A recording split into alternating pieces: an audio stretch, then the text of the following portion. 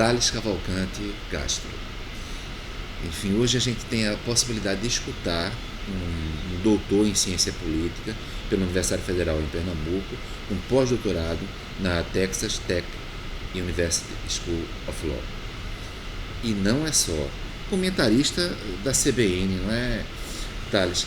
Então me diz uma coisa, você acha que é possível nós utilizarmos na universidade, como tem a TV USP, a TV PUC São Paulo, aqui na TV Universidade Católica de Pernambuco, um centro importante, na minha opinião, muito importante, os mais importantes do Brasil, estão aí as notas, os conceitos, não é? Mas dentro de uma linguagem que a grande mídia também adota, que interesse, que provoque, desperte interesse na população. Tu achas que isso é possível a médio prazo? Eu acho que é possível e é extremamente oportuna essa iniciativa.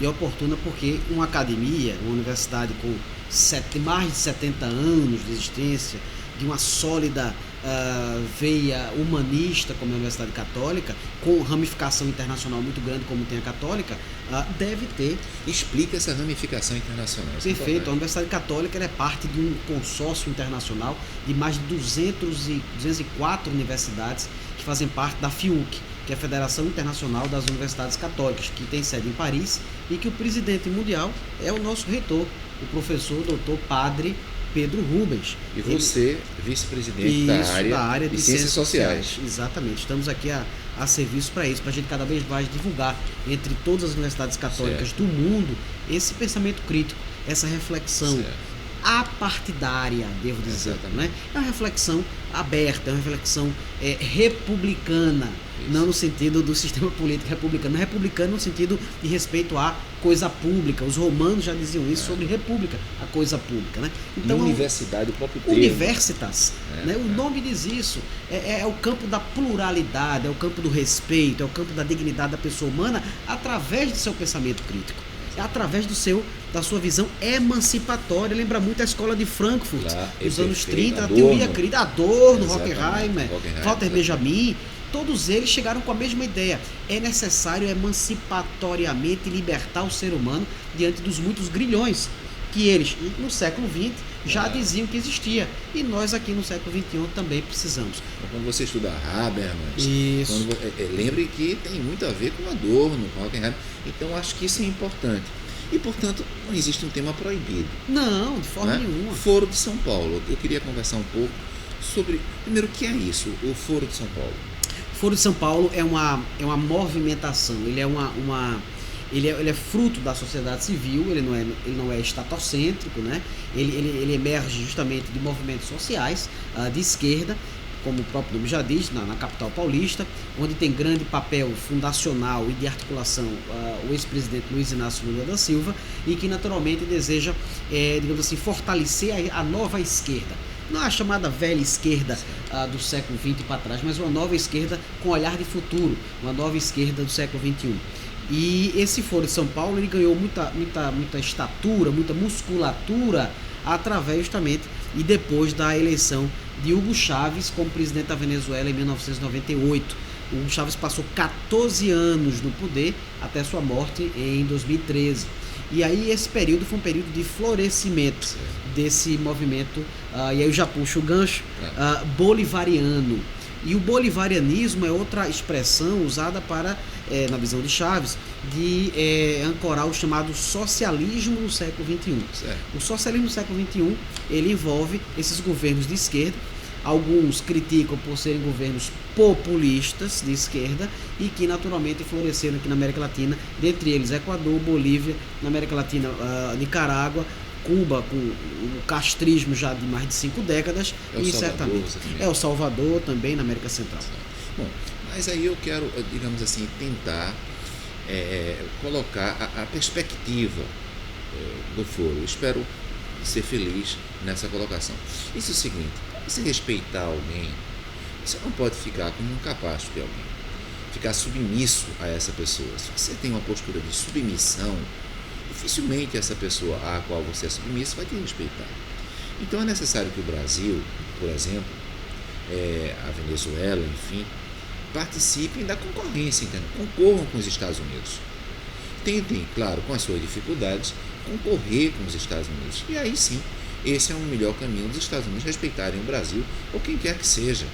Então não seria possível uma postura de submissão.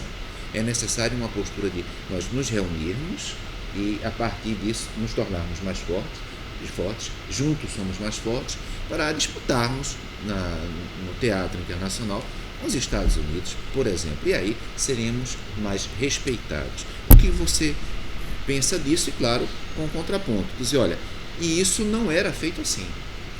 Então, o brasileiro, ele sempre se comportava, sempre tinha uma postura de submissão perante os Estados Unidos, e a gente tratava, digamos assim, o forte de maneira fraca e o fraco de maneira forte. Não é? É uma assertiva, meu caro professor Orem, de muita validade, e eu partilho.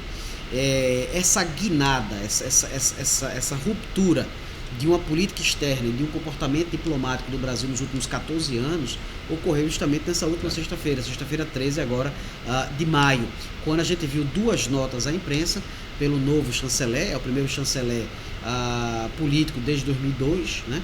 O último chanceler não da casa, não diplomata, não de carreira, foi um professor de Direito Internacional, Teoria do Direito, lá da USP, que foi o professor Celso Laffa. Então, José Serral assumiu o ministério, a chamada Casa de Rio Branco, emitiu duas notas à imprensa bastante contundentes na última sexta-feira 13, quando ele dizia que o Brasil, a partir dali, estava tomando outros rumos.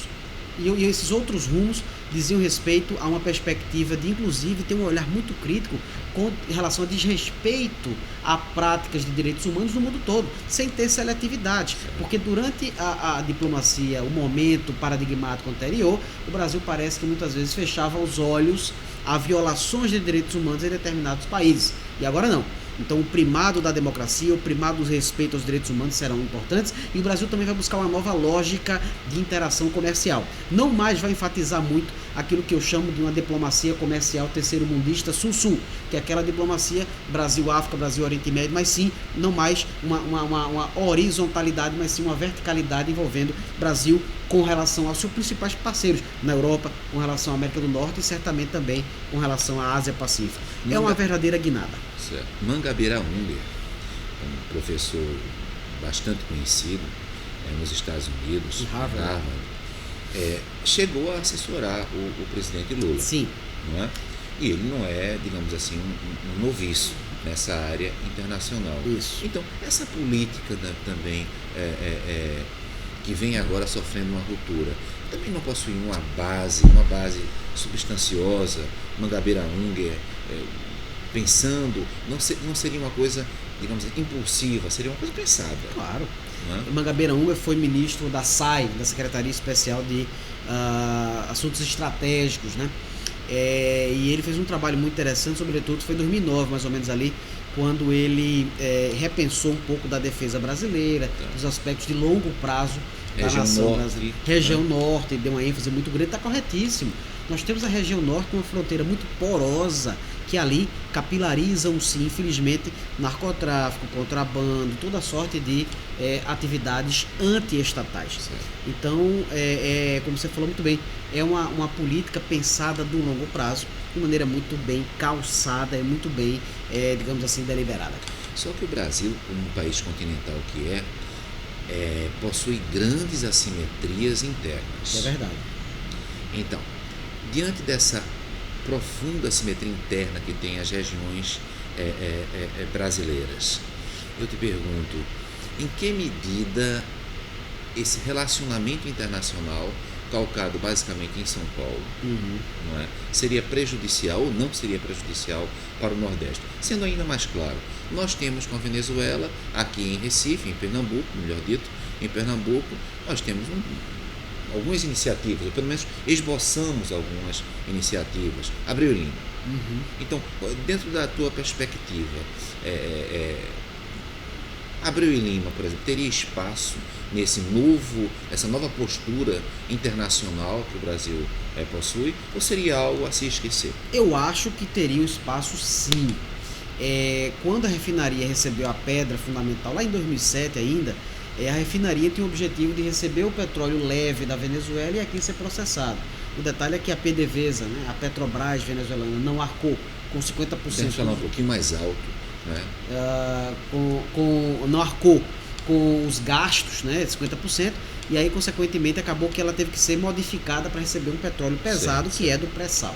Então, o que acontece? Eu acho que é uma peça no tabuleiro de xadrez muito importante para a geoeconomia do Brasil no futuro. Por outro lado, a Bolívia. Nós tivemos também problemas recentes com a Bolívia nesse setor de petróleo e de gás. E parece que a Bolívia disse, olha, estatizou o que era do Brasil, não é? E nós reagimos pouco, ou não reagimos, em relação à Bolívia. O que você acredita? Essa postura vai continuar sendo reproduzida? Ou seja, nós temos os nossos parceiros na América do Sul, Venezuela, Bolívia, mas também os nossos parceiros às vezes adotam atitudes. Eu quero pegar esse caso concreto da Bolívia, estatizando uma empresa, eu quero de uma empresa brasileira. E aí, essa nova postura seria uma postura de rejeição? É possível já adiantar uma nova postura? O Brasil, inclusive, teve uma reação muito tímida quando as duas refinarias brasileiras em solo boliviano foram, inclusive, invadidas por militares. Isso foi em maio de 2006. E a postura brasileira foi muito tímida. Inclusive, à época, o assessor especial da presidência da República, Marco Aurélio Garcia, entendeu que aquilo ali não merecia tanta, digamos assim, reação por parte do Brasil, que eu, veementemente, discordei na época e ainda discordo até hoje. Que eu acho que aquilo ali é patrimônio público. Aquilo ali é investimento dos milhares e milhões de agentes individuais e famílias brasileiras que compraram ações da Petrobras e que, portanto, são co-donas ou co-acionistas dessa empresa, que hoje, infelizmente, está numa situação muito crítica, que é a Petrobras. Então, houve uma reação tímida, houve uma reação aquém, mas isso está modificando hoje no jogo político-diplomático brasileiro. Em termos de reação contrária a uma situação desse calibre. Porque eu estou falando de um aviltamento, né, um crime de lesa pátria aos interesses nacionais. Contudo, a Unasul, a União das Nações Sul-Americanas, através de seu secretário-geral, Ernesto Samper, vem se posicionando a respeito do que ocorre no Brasil.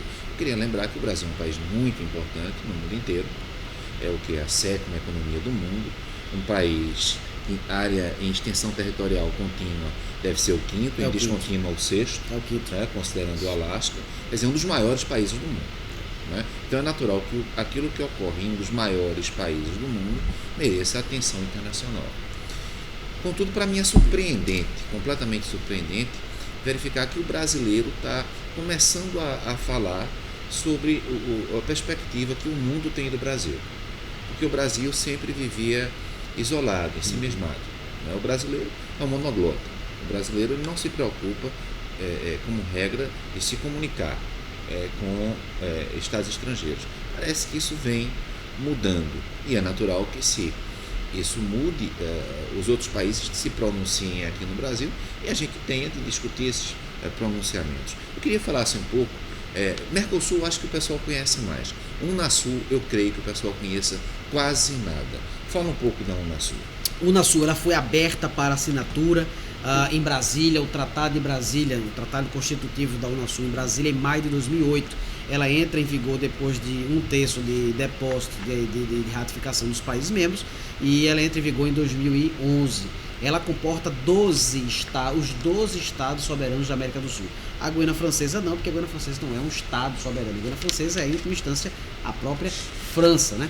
Então, os 12 países membros da América do Sul fazem parte da Unasul e o objetivo não é meramente econômico, não é um bloco econômico, é uma área de concertação política. É uma área de ingerência política, de concertação política, que nos olhares originais de 2008, quando ela foi proposta para assinatura, tinha o objetivo de neutralizar e reduzir a influência da OEA, da Organização dos Estados Americanos, que tem sede em Washington, que é uma lástima, porque a OEA é dos anos 40, a OEA foi fundada em 48, o Brasil é membro fundador, o Brasil tem um papel muito importante na OEA. Hoje, à frente da Secretaria-Geral da OEA está um Uruguai, o ex-chanceler do presidente Mujica, o Luiz Almagro, e, consequentemente, você não constrói em bases sólidas e no longo prazo uma situação de rivalidade. Eu acho que o mundo precisa hoje muito mais de convergência, de cooperação do que de dissenso e de rivalidade. Então a Unasul é uma área de concertação política que enfatiza sobretudo os povos, as nações da América do Sul. Certo. Bom, Então, você acredita que dentro dessa nova perspectiva de política externa que o Brasil possui, a Unasul vai perder um pouco de importância? Seria precipitado falar nisso ou não? Eu acho que não. À luz do discurso de posse na última quarta-feira do chanceler novo, o senador tucano Zé Serra, a gente vê naturalmente uma guinada. Não é que o Brasil vai denunciar o Tratado da Unasul, nada disso, está previsto não, mas que vai dar uma ênfase, vai recobrar, digamos assim, uma ênfase histórica ao EA, onde o Brasil é fundador. O Brasil vai redefinir suas prioridades, vai reestruturar o seu diálogo internacional e vai ver naturalmente como é que isso pode se compatibilizar, sem haver exclusões, sem haver sectarismos, sem haver rivalidades, que toda rivalidade sempre é um jogo de soma zero, né? Na lógica de teoria dos jogos, né? É sempre um jogo de soma zero, e toda soma zero é sempre muito delicada, sempre muito negativa. Itamaraty. Porque o Itamaraty tem um corpo diplomático, ao meu ver, de grande Sem dúvida, categoria. sem dúvida nenhuma. Não é? Então, como é que você imagina que o Itamaraty vai enfrentar, vai debater essa mudança? Inclusive pelo fato de que é uma mudança onde que tem à frente, pelo menos por enquanto, um presidente interino. Uhum. Né? Então, você tem escutado algo a respeito disso? Tenho. O Itamaraty é um ministério muito técnico, muito competente, orçamentariamente, professor Hélio, é um ministério muito pequeno em termos de orçamento, é um ministério que está muito adstrito a questões que o dia a dia do cidadão, né, não visualiza, desculpe, mas que é um ministério que está hoje à frente dele um político, né? E sendo político ele já demonstrou as cartas dessa nova guinada, desse novo jogo diplomático. É um ministério que fortemente tem uma tradição de respeitabilidade, de credibilidade internacionais, não é? Um ministério que eu reputo como uma das grandes casas, não é, políticas, grandes corpos políticos do Brasil, e certamente estando à frente do senador José Serra vai ter uma boa condução. O próprio senador José Serra, apesar de críticas de determinados lados, é um político muito meticuloso, muito cuidadoso, e ele está à frente de uma casa que tem por tradição muito cuidado, muita cautela e certamente muita, digamos assim, tecnicalidade. Mas um diplomata, me corrija se estiver errado, não faz muito tempo, ele emitiu uma espécie de uma carta, não é? E nessa carta, eu não sei se isso foi discutido internamente no Itamaraty, não sei se sabe, onde se anunciava que o Brasil estava tendo uma descontinuidade constitucional. Não é? Isso aconteceu de fato. Isso partiu de um órgão específico do Itamaraty que avisou todas as embaixadas do Brasil de que o Brasil estava vivenciando uma ruptura institucional. Imediatamente depois que isso tornou-se público, o próprio autor dessa comunicação formal foi repreendido e ele mandou um novo comunicado desmentindo esse tipo de prática. O que foi, na minha humilde visão, uma situação de muita delicadeza para o Brasil.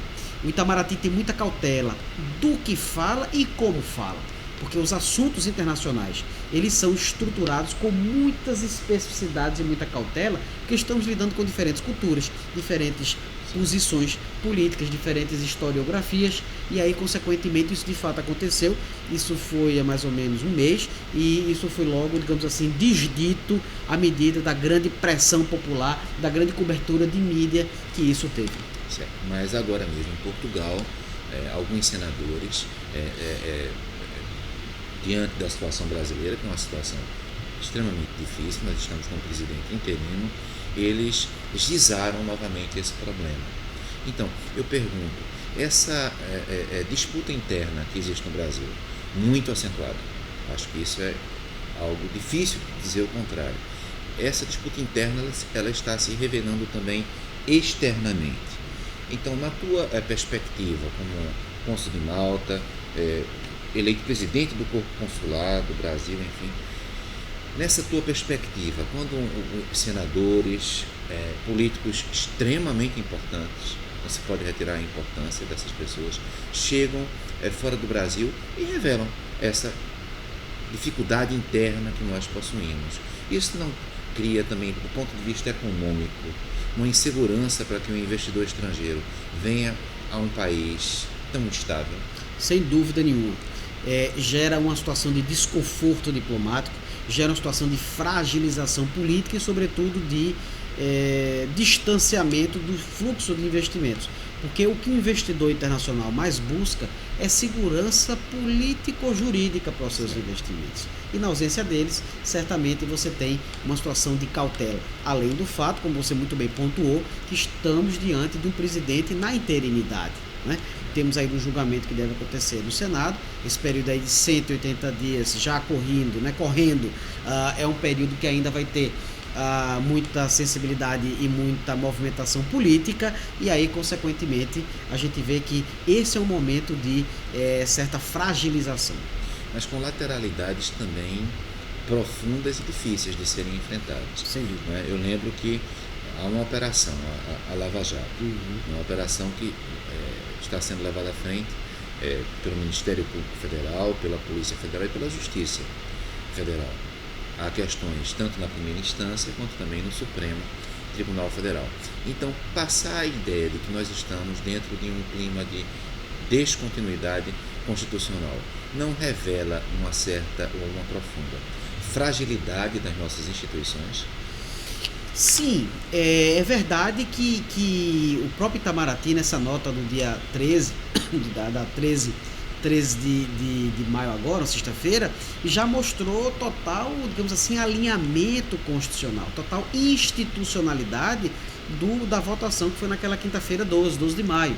Né? Então, fundamentalmente, essa robustez institucional, constitucional do Brasil, apesar das intempéries e do momento difícil, devem preponderar diante do momento muito crítico do Brasil.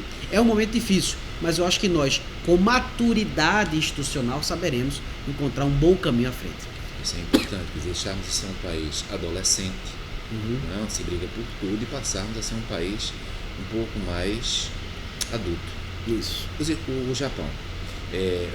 Agora, coisa de hoje ou ontem, no Japão, algo bem recente, enfim. No Japão houve uma denúncia em relação a uma autoridade japonesa, o governo japonês, e essa, digamos assim, essa denúncia foi feita, não foi pelo Ministério Público ou órgão equivalente, foi pela mídia, dizendo que parte dos recursos que ele havia recebido recursos de uma empreiteira, essa autoridade japonesa, e esses recursos de uma empreiteira não foram todos revelados para o Estado. A atitude que ele tomou, no japonês, note bem, foi no sentido de que realmente houve um erro de contabilidade, a perspectiva dele, um erro de contabilidade, não tendo sido declarado todo o valor, 400 e poucos mil reais, colocando em real, não é? Todo o valor da doação da empreiteira, e, portanto, como o Japão está agora, passou por um momento muito crítico economicamente, está agora retomando o seu desenvolvimento, nada que pudesse perturbar o Japão, ele deveria permanecer. Então, tudo aquilo que implicasse em perturbar o Japão deveria ser afastado, inclusive ele. E ele pede para sair. No Brasil parece que essa atitude é uma questão cultural. Parece que essa atitude está muito longe de ser pensada. Sem dúvida. Infelizmente, a gente vê uma posição absolutamente diametralmente oposta a essa do Japão. O Japão tem muito zelo à coisa pública. No Japão, culturalmente, se fala que a ideia de fracasso, a ideia de vergonha, é uma ideia tão profundamente negativa que o próprio detentor do cargo público, ele vai geralmente em televisão, em cadeia nacional, vai dizer: eu peço perdão ao povo japonês, eu peço perdão ao imperador. O Japão é monarquia, né? Ao imperador, e aí, consequentemente, eu renuncio ao meu cargo, eu entrego aí as minhas credenciais, porque lá o sentido é o sentido de zelo profundo com a coisa pública. Sim. Nós, infelizmente, não temos ainda esse amadurecimento cultural institucional. Mas de A a Z. De A a Z. Porque parece que tanto, digamos assim, em governo anterior, em governos vários anteriores, quanto atualmente nós estamos com uma nova etapa da Operação Lava Jato, e há digamos, essa preocupação é muito tênue no Brasil. É verdade. Infelizmente, nós ainda precisaremos dar muitos passos à frente para atingir um verdadeiro patamar de respeito à coisa pública, né? E, embora a gente já tenha dado sinais de amadurecimento, ainda faltam etapas para atingir esse patamar maior de institucionalização em respeito à coisa pública. Então, foi novamente super rápido o bloco. É verdade. E toda vez eu deixo uma âncora para o próximo bloco. É o seguinte, seria possível imaginar uma legislação uniforme na América do Sul? Sim, porque na União Europeia, não é, já se fala até em uma constituição, talvez forçada, uma constituição da Europa. Então a Europa, ela tem um parlamento europeu, tá? Existem os deputados do parlamento europeu, um conselho europeu. E no Brasil, o Mercosul caminha para algo parecido, uma legislação uniforme na América do Sul, ou nós estamos muito distantes disso e não deveremos nem ter, digamos assim, uma expectativa de que essa legislação uniforme, nem mesmo em determinadas áreas, virá, não é? Ou seja, a União Europeia é algo que não serve de exemplo para a América do Sul. Ou serve? Próximo bloco.